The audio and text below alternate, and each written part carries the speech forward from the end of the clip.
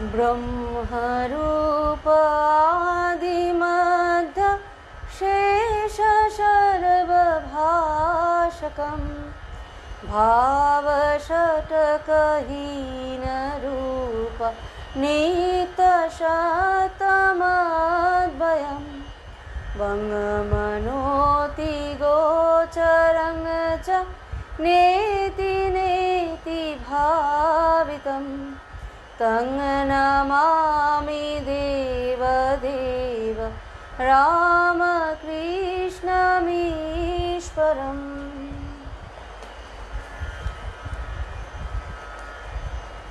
স্বামী বিরজানন্দজির লেখা পরমার্থ প্রসঙ্গ আজ 18 নম্বর সূত্র থেকে আমাদের পাঠ শুরু হবে। 18 নম্বর সূত্রে মহারাজ বলছেন, ভক্তিমার্গ এই জন্য সকলের পক্ষে সহজসাধ্য যে এতে ইন্দ্রিয় প্রবৃত্তি ও বাসনাগুলিকে নাশ করতে হয় না, শুধু সেগুলির মোড় ফিরিয়ে দিতে হয়, অর্থাৎ তাদের গতি ও ঝোঁক ও শক্তিগুলো অন্যদিকে ধীরভাবে চালিত করতে হয়। কাম, ক্রোধ, লোভ, মোহ প্রভৃতি যেগুলি অশেষ ক্লেশ ও বন্ধনের কারণ, যাদের হাত থেকে নিষ্কৃতি না পেলে বারে বারে জন্ম মৃত্যু ভোগ করতে হয়, দুঃখের আত্যন্তিক নিবৃত্তি অনন্তকালেও হয় না, তাদের বিচার বুদ্ধি ও প্রজ্ঞা বলে আমূল দোষ দর্শন করে বীতস্পৃহ হয়ে মনকে ইন্দ্রিয় গ্রাহ্য বিষয়গুলি থেকে উঠিয়ে নিয়ে ভগবৎ অভিমুখী করলে তারা যে শুধু নিবীর্য হয় তা নয়, তাদের সেই অদম্য অধোগতি বৃত্তিগুলো ঊর্ধ্বগামী হয়ে সহস্র গুণ শক্তিশালী হয় ও অফুরন্ত পরম আনন্দ রসে জীবকে প্লাবিত করে। যদি সুখের কামনা করো তো প্রেমময় ভগবানের সঙ্গসুখ লাভ করবার জন্য লালায়িত হও। লোভ করতে হলে পরম অক্ষয় ধনের অধিকারী হওয়ার চেষ্টা করো। যদি মোহগ্রস্ত হতে হয় তবে তো চির সুন্দরের প্রেমে মজে থাকো। যদি ক্রোধ করতে হয় তার উপর রাগ করো। কেন তিনি দেখা দিচ্ছেন না? এই রকম মদ ও মাৎসর্য বিষয়ও যা তোমাকে তুচ্ছ বিষয়ে আবদ্ধ করে। তাহলে এখানে আমরা দেখতে পাচ্ছি যে ভক্তিমার্গ সম্পর্কে মহারাজ বলছেন যে আমরা কাম, ক্রোধ, লোভ, মোহ প্রভৃতি যেগুলো ক্লেশ ও বন্ধনের কারণ, সেগুলি চিরকালই থাকবে। যতদিন আমরা এই রক্ত মাংসের শরীরে আছি ততদিন এগুলো নিঃশেষিত হবে না, এবং শরীরটা নিঃশেষিত হয়ে গেলেও এইগুলো সূক্ষ্ম দেহেও জীবিত থাকে। আর এইগুলোকে নিঃশেষিত করব, তারপর ধর্ম সাধনা হবে, তারপর ঈশ্বর পথগামী হব, এই বাসনা যদি আমরা করি তবে তা সম্পূর্ণ অলীক কল্পনা মাত্র। তাই এখানে মহারাজ বলছেন যে এইগুলোকে সম্পূর্ণ নির্মূল করা যায় না। সেই ঠাকুর বলছেন না, বটের ফেকরির মতো যতই কাটো আবার বেরিয়ে আসে, এইটা অনেকটা সেই রকম। তাই বলছেন যে এইগুলোকে নির্মূল করার চেষ্টা না করে মোড় ঘুরিয়ে দিতে হবে, তবেই এই আসা যাওয়া, জন্ম জন্মান্তর ধরে নিত্য আসা নিত্য যাওয়া, এইগুলো চক্রটি বন্ধ হতে পারবে। কি করে তা সম্ভব? না, যখন এইগুলোর মোড় আমরা ফিরিয়ে দেব। অর্থাৎ এইখানে একটা সুন্দর পথের কথা মহারাজ বলছেন, যদি সুখের কামনা করো তো প্রেমময় ভগবানের সুখের সঙ্গ লাভ করো। সুখের কামনা আমাদের মনুষ্যদের জন্ম হলেই মানুষের মধ্যে সুখ কামনা থাকে, নানান সুখ ভোগ করব, পুত্র সুখ ভোগ করবে, সংসার সুখ ভোগ করবে, সন্তান সুখ ভোগ করবে, অর্থ সুখ ভোগ করবে, এরকম নানান সুখের কামনা আমাদের মধ্যে থাকে। কিন্তু এখানে মহারাজ বলছেন যদি সুখ ভোগের কামনাই থাকে তাহলে ঈশ্বরের সঙ্গ লাভ করছি, মনে মনে সেই সুখের বাসনা করো এবং তার আগমনে আমি আনন্দ রসে প্লাবিত হয়ে গিয়েছি, এই আনন্দ রসটির মধ্যে ডুব দাও, তবেই প্রকৃতপক্ষে সেই আসল সুখের সন্ধান তুমি পাবে। জাগতিক বস্তু যেগুলো আমরা দেখি, যেগুলোর মধ্যে সুখ খুঁজে বেড়াই, বাড়ি গাড়ি জামা কাপড় গয়না হ্যানা তানা নানা রকম এখন চারিদিকেও শোনা যাচ্ছে, এগুলো দুদিনের সুখ, তারপরে চিরন্তন দুঃখের সাগরে মানুষকে ডুবিয়ে দেয়। তাই চিরন্তন সুখ যদি খুঁজতে হয় ঈশ্বর সান্নিধ্যের সুখ খোঁজা প্রয়োজন। তারপর বলছেন লোভ যদি করতে হয় তাহলে পরম অক্ষয় ধনের অধিকারী হবার চেষ্টা করো। সেই অধিকারী হওয়া পরম অক্ষয় ধন কি না, আত্মজ্ঞান লাভ। আত্মজ্ঞান লাভ অর্থাৎ আমার ভেতরে যিনি অবস্থান করছেন আমার অজান্তেই, তাকে জানা, তাই হলো আত্মজ্ঞান। এবং সেই লাভ করারই লোভ আমাদের করা প্রয়োজন।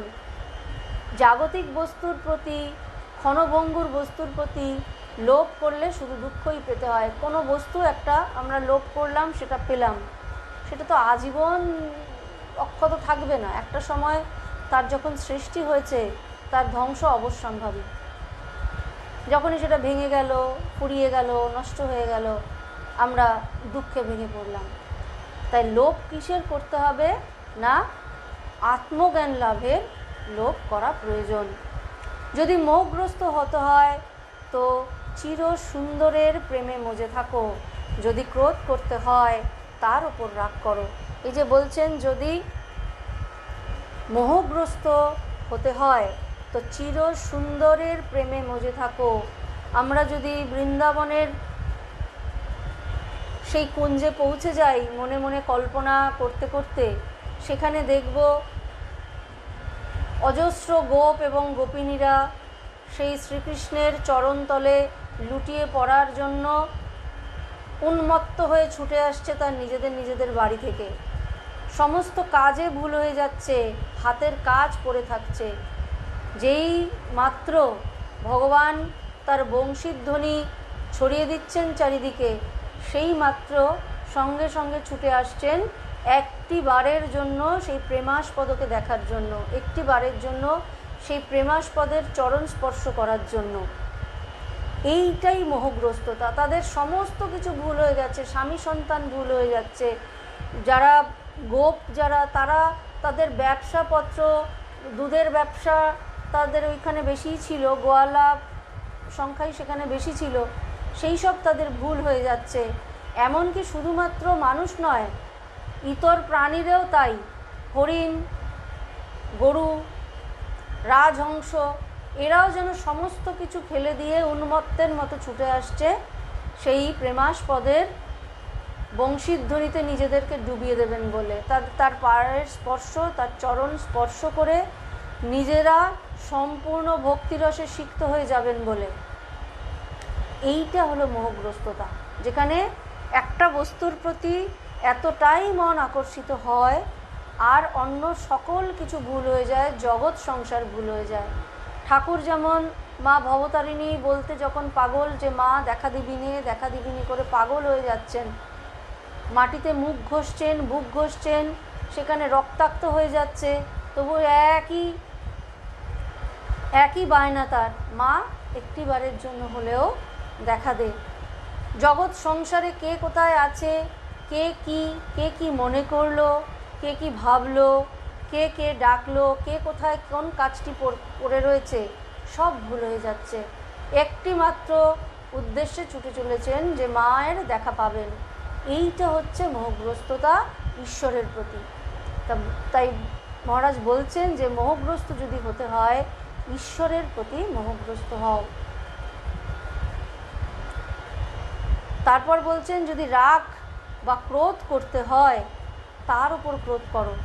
যে এত কিছু এত করে তোমাকে ডাকছি, তবে একটিবারের জন্য তুমি দেখা দিচ্ছ না, একটিবারের জন্য আমার ডাক তুমি শুনতে পাচ্ছ না। সমস্ত কাজকর্ম ফেলে, জগৎ সংসার একদিকে রেখে, সংসারের যাবতীয় কর্তব্য একদিকে রেখে, সমস্ত কিছু করেও তোমাকে দিনের পর দিন ডেকে চলেছি, একটিবারের জন্য কি তুমি দেখা দিতে পারো না? এইভাবে তার উপরে রাগ দেখাও, এইভাবে তার উপর ক্রোধ দেখাও। তাই রাগ ক্রোধ দেখাতে হলে কাকে দেখাতে হবে? ঈশ্বরের প্রতি। তাই এই রিপুগুলো সহজে মরে না।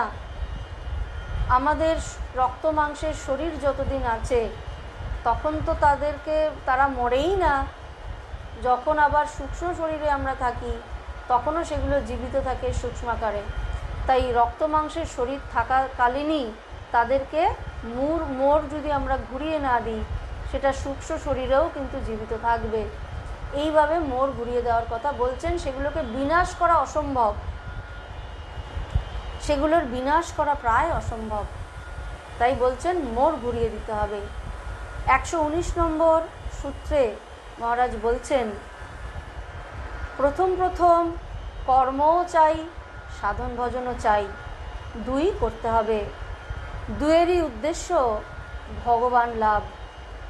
মনে এই দৃঢ় ধারণা রাখবে। আদর্শ ঠিক না রাখলে নানান উপসর্গ এসে জোটে ও কর্মেতে নিজেকে হারিয়ে ফেলতে হয়, সবেতেই তাই।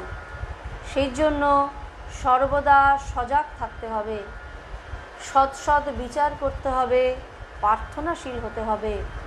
তাহলে ঈশ্বরের কৃপায় এমন অবস্থা আসবে যখন সাধন ভজন ও কর্মে কোনো তফাৎ বোধ হবে না, তখন সবই সাধন ভজন হয়ে দাঁড়াবে।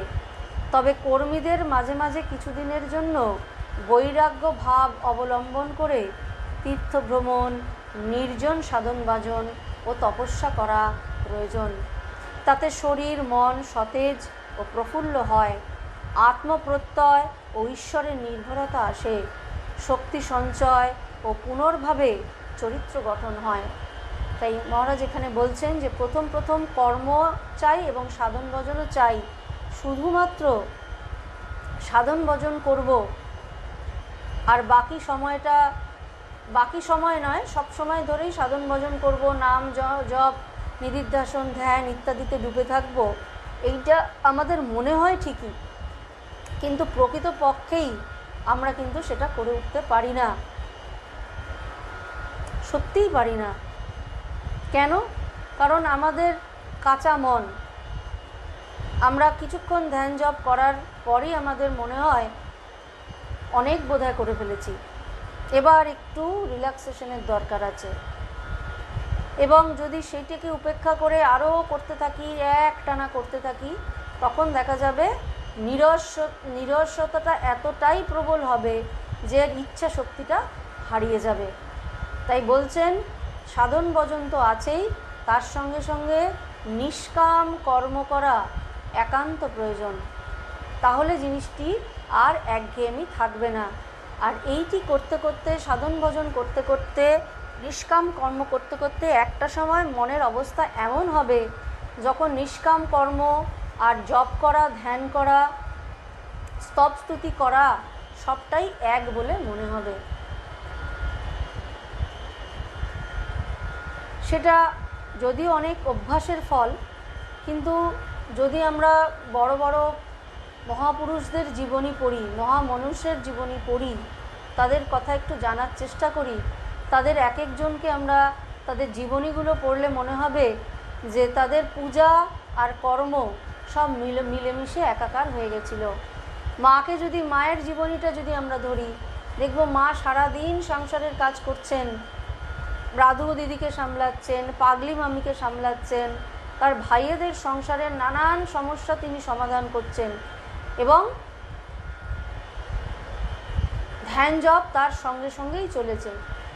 কারণ মা আমাদের দেখিয়ে গেছেন যে একটা সময় সাধন ভজন, ধ্যান জপ করা, পূজা করা আর ওই কর্ম করাটা এক হয়ে গেছে তার কাছে আর কোনো পার্থক্য নেই।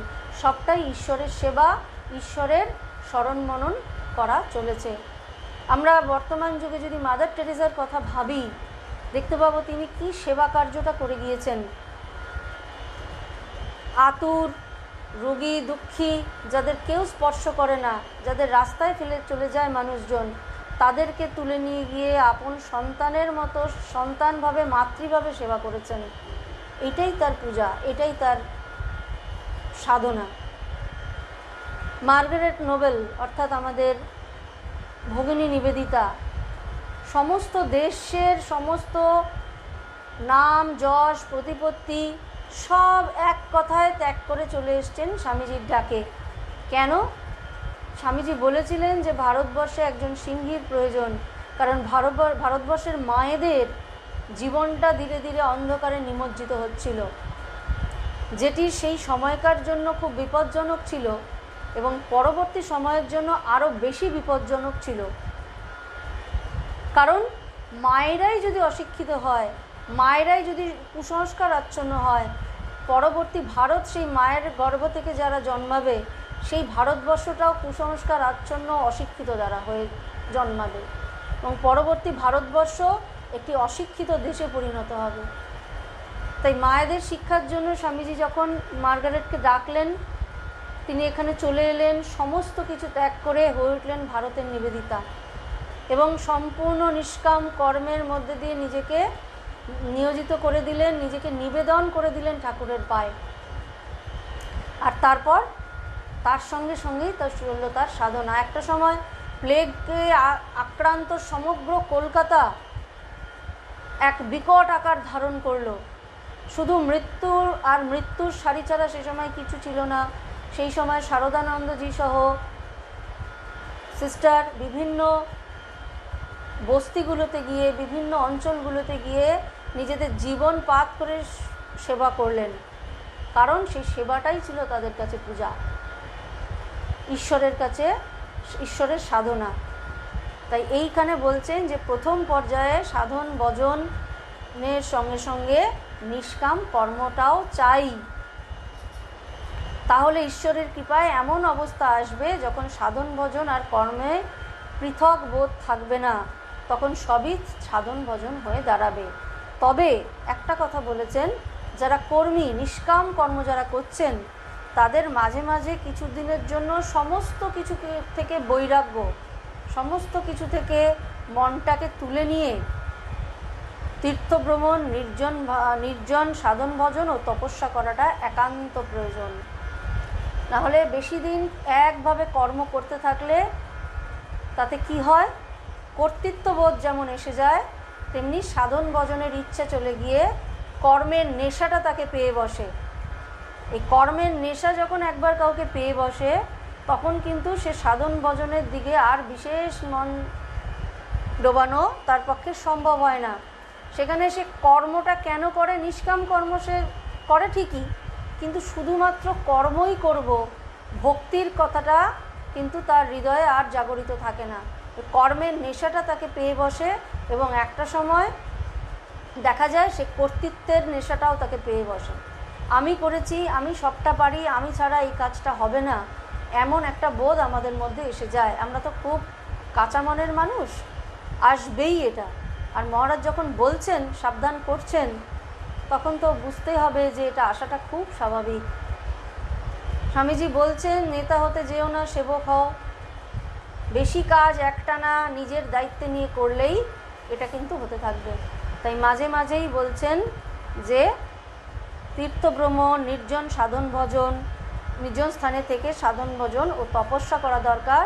তাহলে নতুন রূপে চার্জ হয়ে আসা যায়, অর্থাৎ শরীর মন অনেক সতেজ হয়ে উঠবে, প্রফুল্ল হয়ে উঠবে, কারণ তার মনটা তো আরও বিকশিত হতে থাকবে।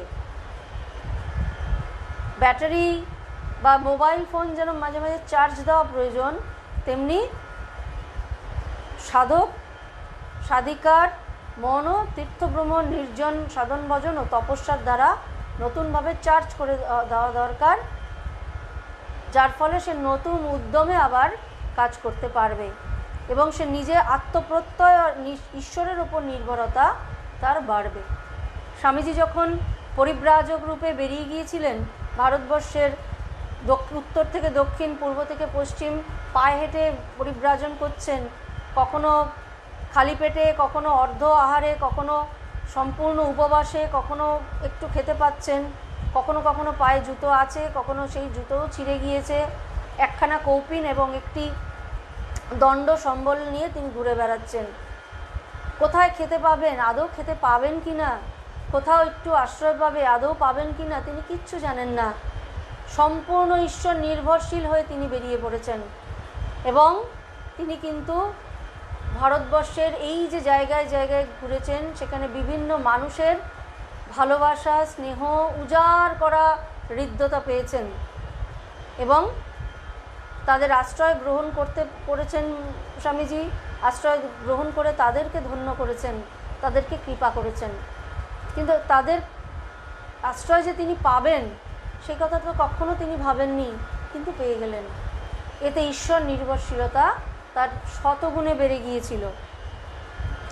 তাই বলছেন যে এতে ঈশ্বর নির্ভরতা বাড়ে, শক্তি সঞ্চয় ও পূর্ণভাবে নতুনভাবে চরিত্র গঠন হয়। যত মানুষকে দেখা যাবে, মানুষের দুঃখ কষ্টকে অনুভব করা যাবে নিজের হৃদয়ে হৃদয়ে, ততই তো মানুষের নতুনভাবে চরিত্র গঠন হবে, তার সহ্য বাড়বে, তার ধৈর্য বাড়বে, তার দয়া বাড়বে, তার ভালোবাসা বাড়বে, হৃদয়টা বিশাল হয়ে যাবে এবং এক নতুন চরিত্রের মানুষে পরিণত হবে। তাই এটারও প্রয়োজন আছে। 120 নম্বর সূত্রে মহারাজ বলছেন, নিজ ইষ্ট পূজা দীক্ষা মাত্রই করতে পারে। দীক্ষা নিলে দেহ শুদ্ধ হয়, তার উপর বিশ্বাস রেখে তাকে আপনার জেনে খুব ভক্তিভাবে পূজা করবে। পূজায় মন বসলে মন সহজে স্থির হবে, ধ্যান জমবে, আনন্দ পাবে। তাকে মনের মতো করে ফুল, চন্দন ও মালা দিয়ে সাজাবে। ভক্তির পূজায় কোনো বিধিনিষেধ নাই, তন্ত্র মন্ত্র মুদ্রা যন্ত্রাদির দরকার নাই, চাই কেবল শ্রদ্ধা, বিশ্বাস ও ভালোবাসা। পূজার সময় মনে করবে তোমার ইষ্ট সত্য সত্যই তোমার পুষ্পাঞ্জলি, শ্রদ্ধার্ঘ্য ও নিবেদিত দ্রব্যাদি সাদরে গ্রহণ করছেন, তা সে যতই সামান্য জিনিস হোক না কেন। ভক্তিমাখা আহার্য তার কাছে বড়ই মিষ্ট। তিনি দুর্যোধনের নিমন্ত্রণ প্রত্যাখ্যান করে বিদুরের সাকান্ন পরম তৃপ্তির সঙ্গে খেয়েছিলেন। যা কিছু নিজে খাবে তা মনে মনে তাকে নিবেদন করে খাবে, জানবে সেগুলি তারই দয়ার দান প্রসাদ, তাতে দ্রব্যদোষ কেটে যায়। অর্থাৎ যার যেমন সামর্থ্য ঈশ্বরের কাছে সেটি নিবেদন করে খেলেই সেটির দ্রব্যদোষ যেমন কেটে যায়। ঈশ্বর হৃদয়ের নৈবেদ্য গ্রহণ করেন। তিনি দামি বড় বড় দোকানের থেকে কিনে আনা খাদ্যদ্রব্য শুধু গ্রহণ করেন না, তাই জন্য তার কাছে বিদুরের সাকান্ন দুর্যোধনের রাজভোগের থেকে অনেক বেশি প্রিয়। সুদামের খুদের নাড়ু তার কাছে অনেক বেশি ভালোবাসার দান। এই কারণেই বলছেন যে হৃদয়ের ভালোবাসা, শ্রদ্ধা আর ঈশ্বরের প্রতি সম্পূর্ণ বিশ্বাস, এইটি সবথেকে বড় নৈবেদ্য এবং এইটাই আমরা ঈশ্বরের পায়ে নিবেদন করার চেষ্টা বারংবার করে যাব। আমরা তো চেষ্টাই করতে পারি, সবসময় কি আর একেবারে সম্পূর্ণ শ্রদ্ধাবান আমরা হয়ে উঠতে পারি না, তবে আমরা চেষ্টা করব। আজকে এই পর্যন্তই। সকলেই ভালো থাকবেন। জয় শ্রীরাম কৃষ্ণার্পণ নমস্তে।